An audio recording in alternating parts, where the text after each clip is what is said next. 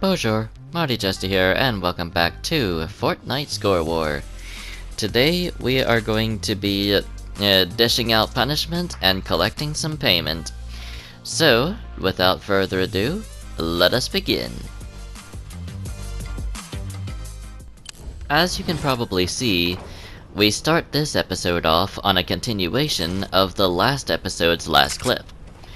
You know, where I took down one opponent and basically built a wooden box to protect myself from the other opponent. Not a particularly great move on my part in this season, due to the fact that A, wood is brittle, and B, wood is flammable. And at this point, there are at least two ways to set wood on fire. 1. A Dragon Breath shotgun, which you saw in Flaming Fury, is definitely in this season. And 2. Firefly jars. And I believe firefly jars have been a thing for a while now. And surprise of all surprises, never ever ever got vaulted. To my memory, of course. There might have been a time where they might have been vaulted and I didn't realize it, but every other flame-inducing item has been vaulted, apart from, to my memory, the Firefly jars. The Dragon's Breath sniper, vaulted. The Dragon's Breath shotgun, vaulted. Every single flare gun that has ever come out, vaulted. Mostly, this is due to a lot of people complaining that the weapons are overpowered. Or I could be misreading into it, and they could have just taken them out simply to add some variety to the game between seasons. Like, they're coming out with new weapons in every season, and they're taking out other weapons when they do so. For example, the case with the tactical shotgun versus the combat shotgun. They did that back in Season 8. And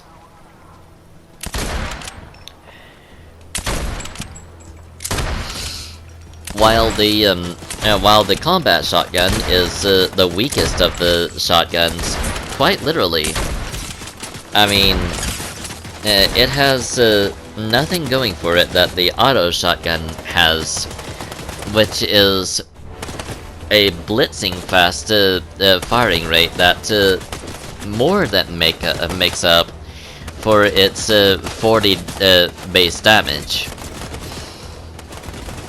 The combat shotgun, on the other hand, has a firing rate of 1.8, which is the fastest firing of any non fully automatic shotguns. Unless it's fully automatic, in which case I haven't really tried it yet. So, yeah, no idea there. Anyway, let's move on to the next bit, shall we? So, I'm running away from the IO guards because the only weapons that I really have to my name, in terms of long range, is a weapon that I don't have very much experience with, so staying and fighting wasn't very much of an option for me there, because I was out of my element. If I had a SCAR or a assault rifle with a firing rate of 5, on the other hand, maybe closer to 5.5, I don't remember. Anyway, if I had a assault rifle that was an old model here, I would have stayed and fought, most likely. And I specifically say the old-style assault rifles because that's what I'm more used to firing off.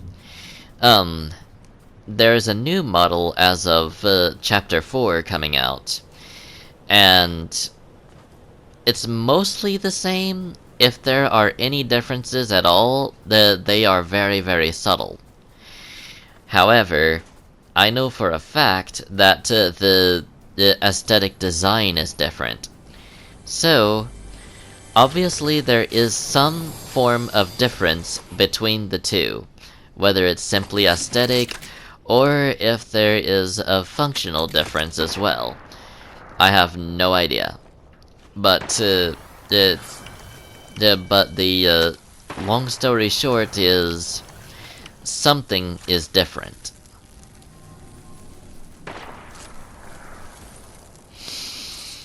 Anyway, I am looking through this warehouse to try and find something to heal up with. Both my health and my shield.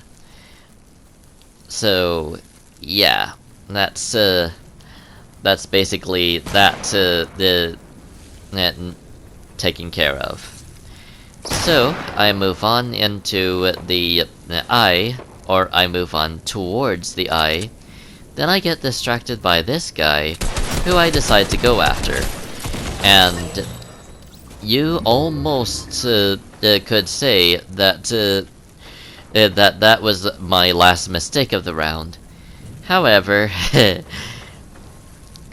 I wasn't playing around. I was using my tactical shotgun that time. And the boy did they know it. A tactical shotgun is one of the slowest firing fully automatic shotguns in the whole game, clocking in at a firing rate of 1.5. And while that's not really that bad, I can definitely use it and do some damage and even eliminate opponents. It's not necessarily the best either. That one being handed off to the pretty much infamous drum shotgun. If I said automatically earlier, then I'm sorry. And as you might be able to see, this is yet another continuation. So essentially, as I'm traipsing through this desert, I'm keeping an eye on my visualized sound effects, trying to figure out where my next opponent is going to show up. That just so happens to be on my left and heading right up this dune. So they turn and try and fire, but I was ready for them, and with a few blasts from my heavy assault rifle, I take them down. So here's my field of expertise when it comes to weapons in this game. So the firing rate that I consider my tolerable minimum differs from weapon to weapon. On the shotgun's case, that happens to be 1.3, and that firing rate is held by several weapons. New for this season, the Maven Auto Shotgun has that exact firing rate, 1.3. The other one that has that is the Heavy Shotgun. Now I know what you're thinking. But Jester, that has a firing rate of 0.7. You're right. But that only applies to the old heavy shotgun. I'm talking about the new heavy shotgun. The one that has very little damage drop-off. It has, from far range, taken somebody down by a whopping 72 points. Yeah, that's crazy. I think I've got that right anyway. But regardless, it's got many, many, many perks to its name. Whenever you aim down the sights, it focuses the slugs into a beam, basically. And that beam hits the hardest out of most shotguns. But I don't advise you to do that particular tactic up close. You would be better off hitting them from far range while aiming down the sights. Because, like I said before, low damage drop-off.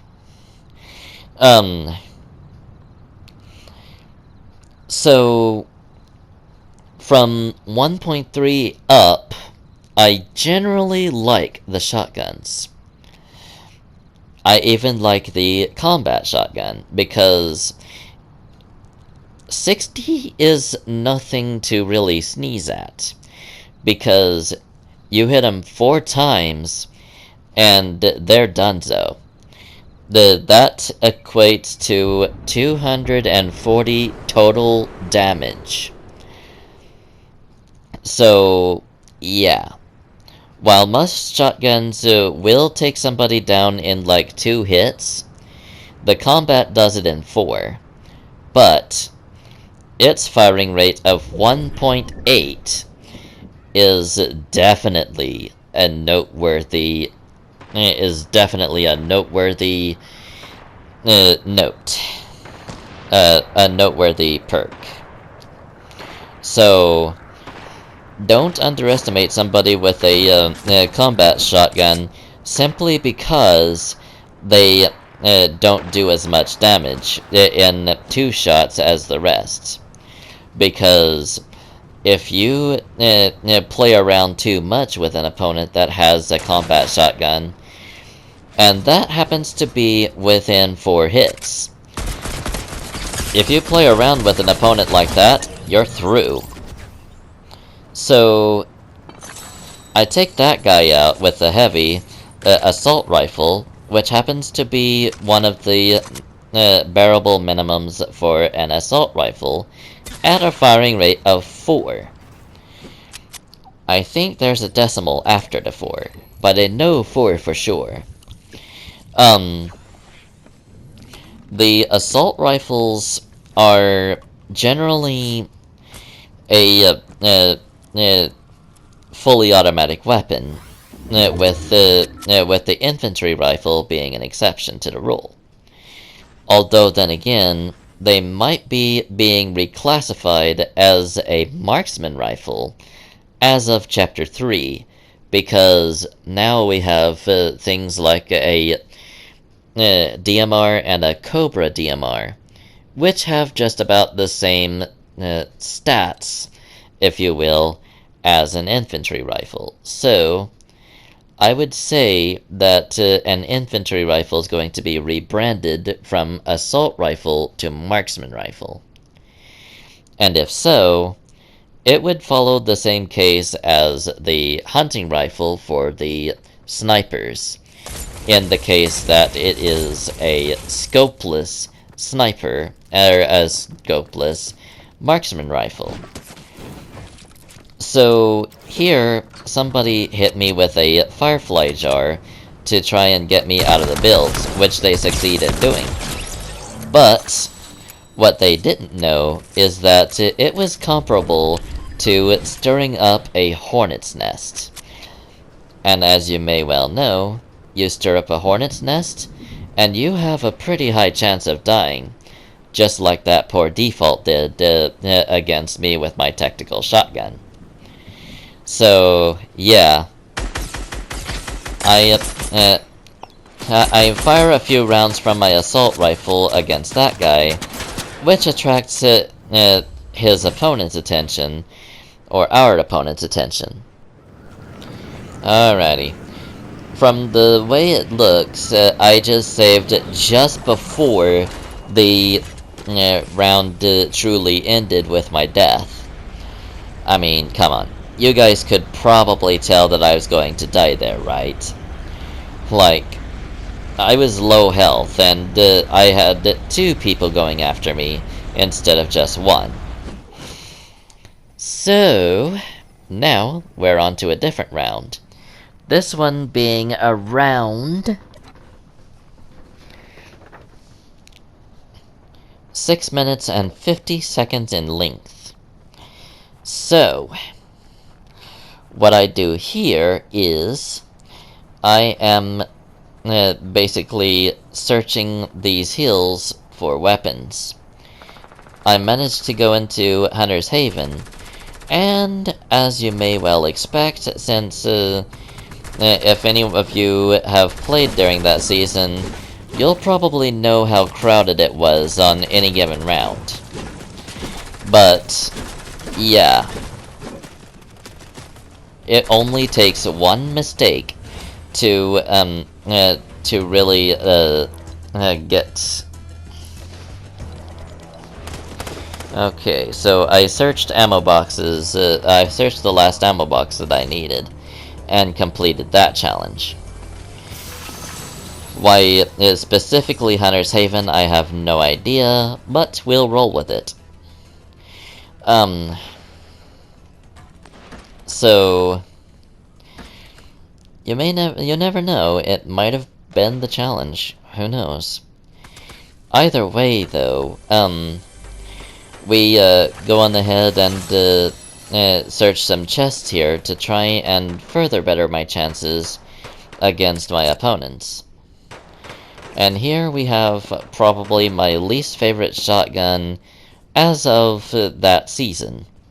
My opinion of it has changed ever since I learned from my cousin that I was using it wrong.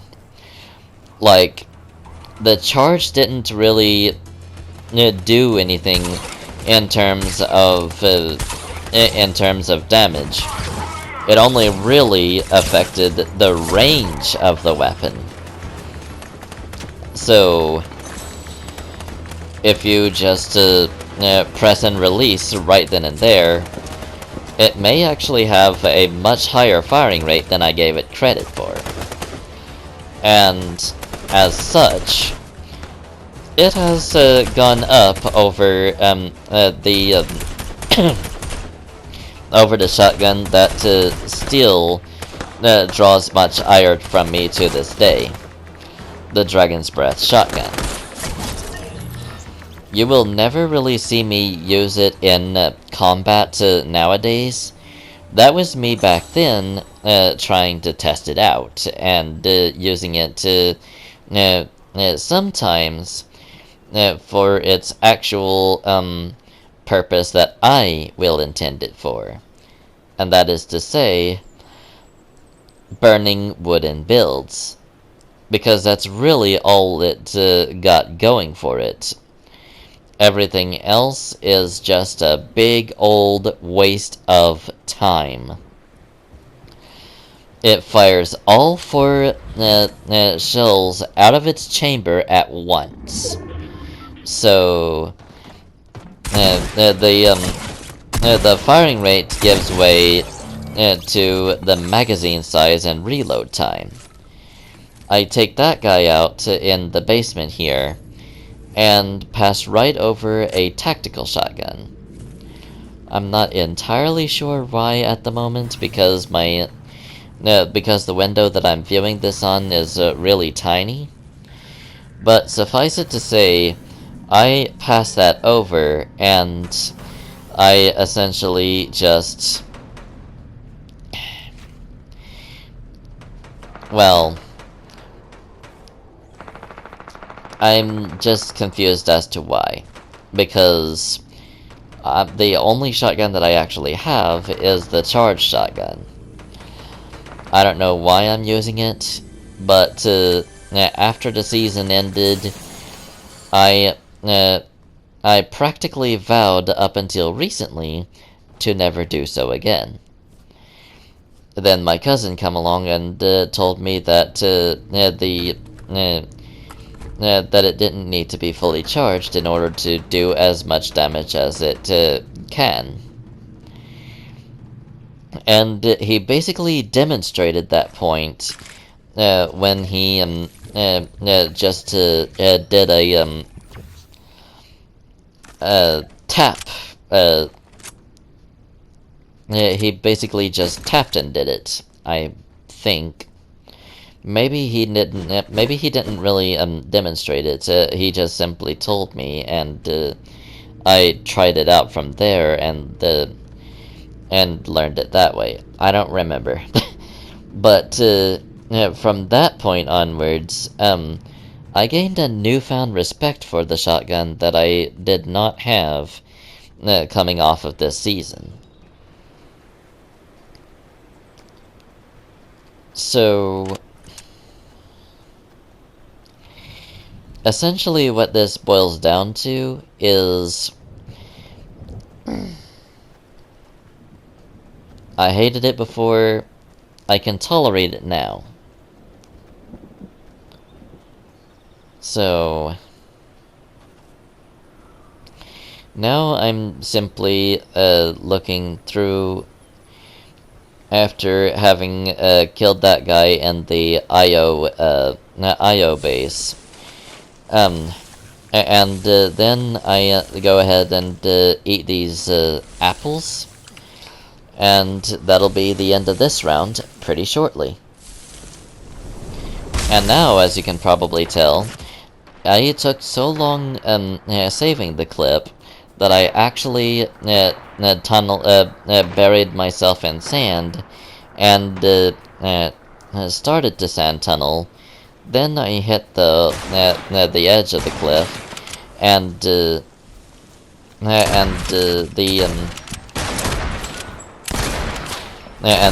took fall damage. And now I am firing my lever action rifle against that Mystique, and eventually I'm going to take her out. And I do so with a harpoon gun. And I get taken out right then and there by that guy. So, I believe it's about time to go on to the next round, and the last one of this clip. And here we are, the last clip of the round. This time, we have got collect bars. So, I am moving on to, I believe, Pleasant Park? I mean, that's what it looks like anyway. Either that or Retail Row. So, the main challenge that I'm doing here, unless it was done in the beginning of this clip, which happened to be that segment where I got taken out by Midas, is collect gold bars. Although that challenge is so large that I probably did it in both that and this clip. So, let's go on ahead and focus on what I'm going to be doing now instead of worrying about that. So, for whatever reason, I just passed right over a SMG.